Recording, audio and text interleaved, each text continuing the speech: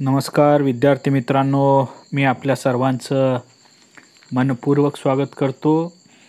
आज आपण इतिहासाच्या प्रश्नपत्रिकेतील प्रश्न क्रमांक 4 चा विचार करणार आहोत। मित्रांनो, हा प्रश्न म्हणजे टिपा लिहा। यामध्ये तुम्हाला 2-2 गुणाचे हे 5 प्रश्न दिले जातील आणि त्यापैकी कोणतेही 3 प्रश्न हे तुम्ही सोडवणं अपेक्षित आहे। तर या प्रश्नांच्या संदर्भामध्ये आपण या प्रश्न प्रकारामध्ये नेमके कोणते कोणते प्रश्न विचारले जाऊ शकतात त्याचा आढावा हा या ठिकाणी घेऊया। तर स्क्रीनवरती आपल्याला प्रश्न हा दिसत असेल। पहिला प्रश्न आहे धर्मयुद्धे। मित्रांनो, युरोपमधील जेरुसलेम आणि बेथलहॅम ही शहरे ज्यू, ख्रिश्चन आणि इस्लाम या तिन्ही धर्मीय लोकांसाठी अत्यंत पवित्र होती।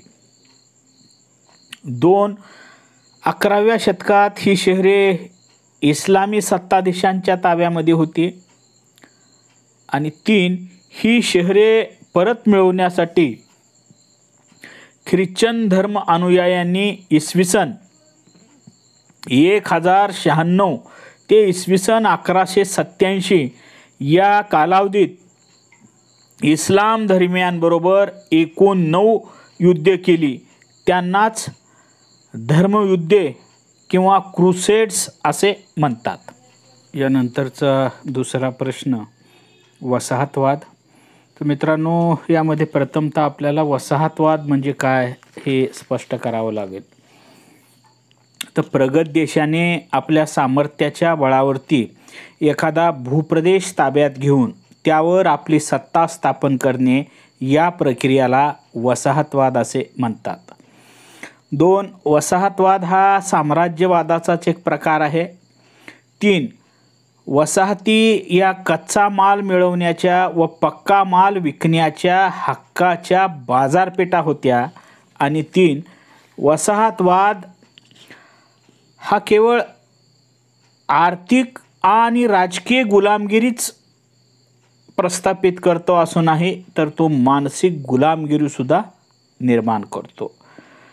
तर यानंतरचा तिसरा प्रश्न पोर्तुगीजांची युद्धनीती। त्यामध्ये 1 दक्षिण हिंदुस्थानातील राज्यांमध्ये असणाऱ्या अंतर्गत कलहाचा फायदा घेऊन पोर्तुगीजांनी पश्चिम किनाऱ्यावरती आपल्या वसाहती स्थापन केल्या। 2 वसाहतीच्या रक्षणासाठी त्यांनी किल्ले बांधले व समुद्रमार्गे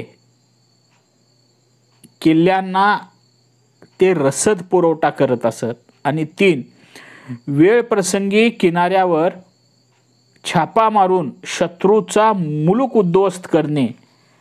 तर अशा पद्धतीने प्रबळ आरमार आणि योग्य युद्धनीतीचा वापर करून पोर्तुगीजांनी भारतात आपल्या वसाहती स्थापन केल्या होत्या। त्यानंतर चौथा प्रश्न बघा, पानिपतचे तिसरे युद्ध। मित्रांनो, इसवी सन 1748 ते 1761 या कालावधीमध्ये अहमद शाह अब्दालीने भारतावरती 5 स्वाऱ्या केलेल्या होत्या आणि 5व्या स्वारीचं पर्यावसन पानिपतच्या तिसऱ्या युद्धामध्ये झालेलं होतं। तर या पानिपतच्या तिसऱ्या युद्धाचा आढावा आपण घेऊया। बघा, आता मी तुम्हाला सांगितल्याप्रमाणे अब्दालीनं भारतावरती 5व्यांदा स्वारी केली आणि दिल्लीवरती आपला अंमल बसवलेला आहे। 2 तेव्हा अफगाण्यांना भारतातून कायमचे घालवण्यासाठी सदाशिवराव भाऊ पेशवे यांच्या नेतृत्वाखाली मराठ्यांच्या फौजा पुण्याहून उत्तरेकडे निघालेली आहेत। 3 14 जानेवारी 1761 रोजी यमुना नदीच्या तीरावर पानिपत येथे अब्दाली आणि मराठे यांच्यात मोठा रणसंग्राम झालेला आहे। हे युद्ध इतिहासामध्ये पानिपतचं तिसरं युद्ध म्हणून ओळखलं जातं. आणि 4 या युद्धामध्ये सदाशिवराव भाऊ विश्वासराव हे पेशवे घराण्यातील आणि त्याचबरोबर अनेक सरदार आणि लाखभर सैन्य हे मारलं गेलेलं आहे व या युद्धामध्ये मराठ्यांचा दारुण अशा स्वरूपाचा पराभव झालेला आहे. यानंतर 5वा प्रश्न बघूया. 5वा प्रश्न दिसत असेल प्रार्थना समाजाच्या संदर्भामध्ये. तर डॉक्टर आत्माराम पांडुरंग, न्यायमूर्ती रानडे, डॉक्टर रा गो भांडारकर यांनी प्रार्थना समाजाची स्थापना केली. म्हणजे प्रार्थना समाजाच्या स्थापनेच्या संदर्भामध्ये पहिला मुद्दा आपण घेतला. बघा, तत्त्वज्ञानाच्या संदर्भामध्ये आपण मुद्दे मांडणार आहोत. तर सोयीसाठी 2-3 मुद्दे आपल्याला त्या ठिकाणी मांडता येईल. बघा, दुसरा मुद्दा या पद्धतीने मांडता येईल. प्रार्थना समाजाने मूर्तीपूजा व कर्मकांडास विरोध करून एकेश्वरवादाचा पुरस्कार केला. 3 प्रार्थनेवर भर देऊन ऐहिक जीवनाला महत्त्व दिले. 4 अनाथालय, स्त्री शिक्षण संस्था व कामगारासाठी रात्रशाळा सुरू केल्या. आणि 5 जातीभेदाला विरोध करून स्त्री पुरुष समानतेची चळवळ केली. तर अशा पद्धतीने प्रार्थना समाजाने अनेक लोकोपयोगी कामं ही केली होती. यानंतर बघा 6वा प्रश्न, आझाद हिंद सेना. दुसऱ्या महायुद्धाच्या काळात ब्रिटिश सैन्यातील अनेक भारतीय सैनिक जपानच्या हाती लागले होते. त्यातूनच रास बिहारी बोस यांनी आझाद हिंद फौजेची निर्मिती केली. 2 याच सेनेचे नेतृत्व सुभाषचंद्र बोस यांनी केले व 1943 मध्ये त्यांनी सिंगापूर येथे आझाद हिंद सरकारची स्थापना केली. 3 आझाद हिंद सेनेने नेताजी सुभाषचंद्र बोस यांच्या नेतृत्वाखाली अंदमान व निकोबार बेटे, आरकानचा प्रदेश व आसामच्या पूर्व सीमेवरील ठाणे जिंकून घेतली. परंतु त्यांची इम्फालची मोहीम अर्धवट राहिली. आणि 4 अत्यंत प्रतिकूल परिस्थितीतही आझाद हिंद सेनेचे सैनिक हे नेटाने लढले होते. त्यानंतरचा पुढचा प्रश्न, संस्थानाच्या विलिनीकरणातील सरदार पटेल यांचे योगदान. तर बघा, यामध्ये एक, भारत स्वतंत्र झाला तेव्हा भारतात 600 पेक्षा अधिक लहान मोठे संस्थानं होती. स्वतंत्र भारताच्या समोर संस्थानाच्या विलिनीकरणाचा एक फार मोठा जटिल प्रश्न आवासून उभा होता. 2 परंतु सरदार वल्लभभाई पटेल यांनी अत्यंत मुत्सद्दीपणाने यातून मार्ग काढला. त्यांनी संस्थानिकांना विश्वासात घेऊन सर्वांना मान्य होईल असा सामीलनामा तयार केला. 3 जुनागड, हैदराबाद व काश्मीर या संस्थानाचा अपवाद वगळता इतर संस्थानांकडून सामीलनाम्याला सकारात्मक प्रतिसाद मिळाला आणि सर्व संस्थाने भारतात विलीन झाली. 4 जुनागड, हैदराबाद व काश्मीर या संस्थानाबाबत सरदार पटेलांनी अत्यंत कणखर भूमिका घेतल्यामुळे ही संस्थाने भारतात विलीन होऊ शकली. यानंतर 8वा प्रश्न, राष्ट्रसंघ. त्यामध्ये 1 पहिल्या महायुद्धासारखे युद्ध पुन्हा होऊ नये यासाठी उपाययोजना करायला हवी असे सर्व राष्ट्रांना वाटू लागले. 2 या संदर्भात शांतता परिषदेत अमेरिकेचे तत्कालीन राष्ट्राध्यक्ष वुड्रो विल्सन यांनी एक प्रस्ताव मांडला. 3 यामध्ये सर्व राष्ट्रांची मिळून एक संघटना असावी. राष्ट्रातील कलह व वाद समोपचाराने मिटवले जावेत. जागतिक शांतता प्रस्थापित व्हावी अशी भूमिका मांडली. आणि 4 वरील हेतूच्या पूर्तीसाठी राष्ट्रसंघ ही संस्था स्थापन करण्यात आली. तर वुड्रो विल्सन यांनी तो प्रस्ताव मांडलेला होता. त्यामध्ये जागतिक शांतता प्रस्थापित होण्यासाठी प्रत्येक राष्ट्राने सामंजस्यानं वागावं अशा पद्धतीची भूमिका त्या प्रस्तावामध्ये होती. त्याला इतर राष्ट्रांनी दुजोरा दिला आणि जागतिक पातळीवरती राष्ट्रसंघ नावाची संघटना ही अस्तित्वात आली. यानंतर 9वा प्रश्न, बांडुंग परिषद. बघा, भारताने इसवी सन 1947 मध्ये घेतलेल्या पहिल्या आशियाई परिषदेतील चर्चेतून आशियाई प्रादेशिकतावादाची संकल्पना पुढे आलेली आहे. 2 याच परिषदेत आशियाई जनतेचे प्रश्न परस्पर सहकार्याने सोडवण्यावरती भर देण्यात आला आहे. 3 याच पार्श्वभूमीवरती 1955 मध्ये इंडोनेशियातील बांडुंग येथे पहिली आशियाई आफ्रिकन परिषद भरलेली आहे.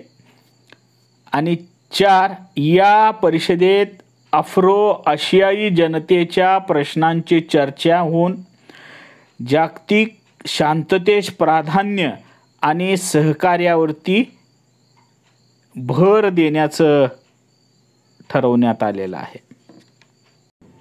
त्यानंतर 10वा प्रश्न, अलिप्ततावाद.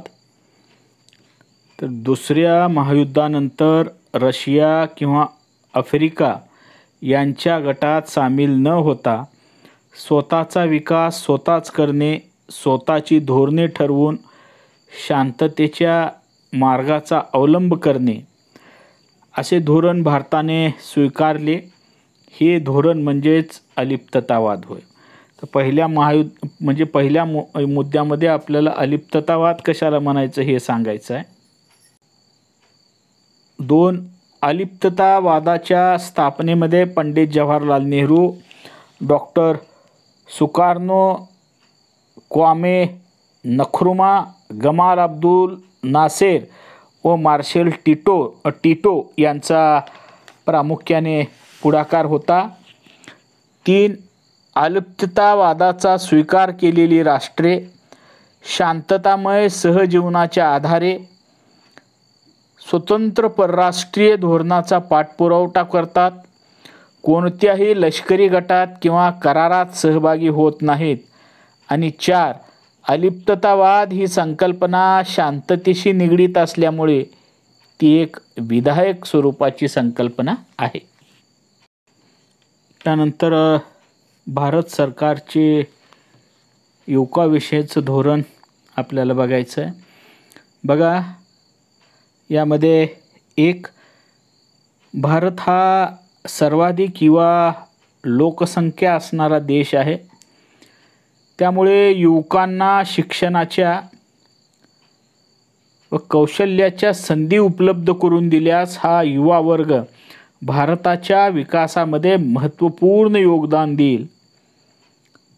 2 या उद्देशानेच सन 1972 मध्ये नेहरू युवा केंद्र संघटना स्थापन केली व त्याद्वारे युवकांना प्रशिक्षण दिले जाऊ लागले. पुढे या संघटनेचे विलीनीकरण राष्ट्रीय युवा सशक्तीकरण कार्यक्रमात केले गेले व त्याद्वारे साक्षरता, शिक्षण, आरोग्य व स्वच्छता, स्वयंरोजगार, पर्यावरण संरक्षण इत्यादी विषयांवरती भर दिला गेला. म्हणजे राष्ट्रीय युवा सशक्तीकरण कार्यक्रमामध्ये अशा विविध विषयांना महत्त्व देण्यात आलेलं आहे. याची जाणीव विद्यार्थ्यांना व्हावी, युवकांना व्हावी, हा त्या पाठीमागचा हेतू होता. 3 युवकांमधील कलागुणांना वाव देण्यासाठी जानेवारी महिन्यात राष्ट्रीय युवक महोत्सव साजरा केला जातो. आणि 4 युवकांच्या धाडसी वृत्तीला प्रोत्साहित करण्यासाठी भारतभर 83 यूथ हॉस्टेलची स्थापना करण्यात आली आहे. 5.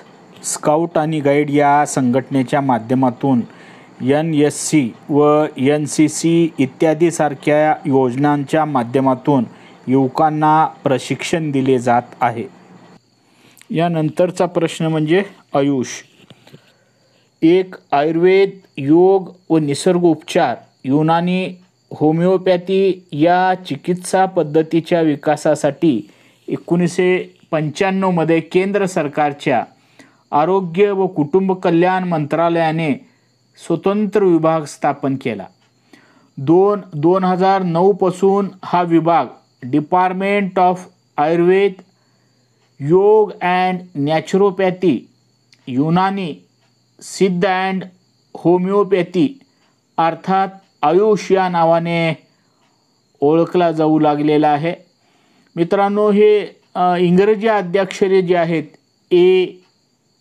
AYUSH, तर A आणि Y ही जी अक्षरे आहेत ही 2 अक्षरे योग अँड नॅचरोपॅथी यासाठी, यू हा शब्द युनानीसाठी आणि SH हा जो शब्द आहे तो सिद्ध अँड होमिओपॅथी याच्यासाठी वापरण्यात आलेला आहे.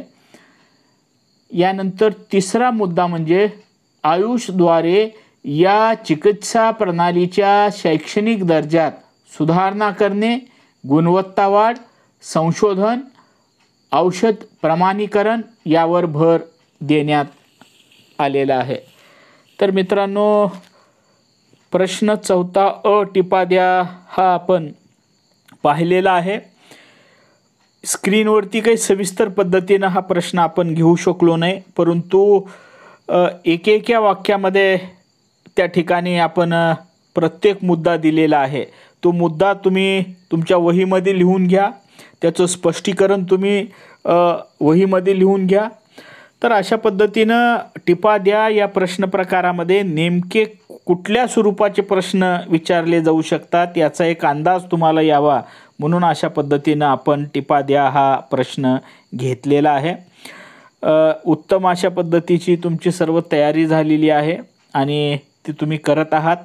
तर अधिक या प्रश्नाच्या व्यतिरिक्त सुद्धा आपण अधिक प्रश्नांची तयारी ही या ठिकाणी करावी. आता मी जे मुद्दे तुम्हाला दिलेले आहेत त्या मुद्द्यांचा परीक्षेला जाता जाता तुम्ही सहज त्या मुद्द्यांवरती ओव्हरलुकिंग करू शकता आणि त्यामुळं उत्तम अशा पद्धतीची सुद्धा तुमची तयारी त्या ठिकाणी होते. यानंतरचा इतिहासाच्या क्वेश्चन बँकमधला शेवटचा प्रश्न प्रकार म्हणजे कारणे द्या. तर कारणे द्या हा प्रश्न आपण नंतरच्या व्हिडिओमध्ये पाहणार आहोत. तर या ठिकाणी आपण येथेच थांबूया, नंतरच्या व्हिडिओमध्ये भेटूया.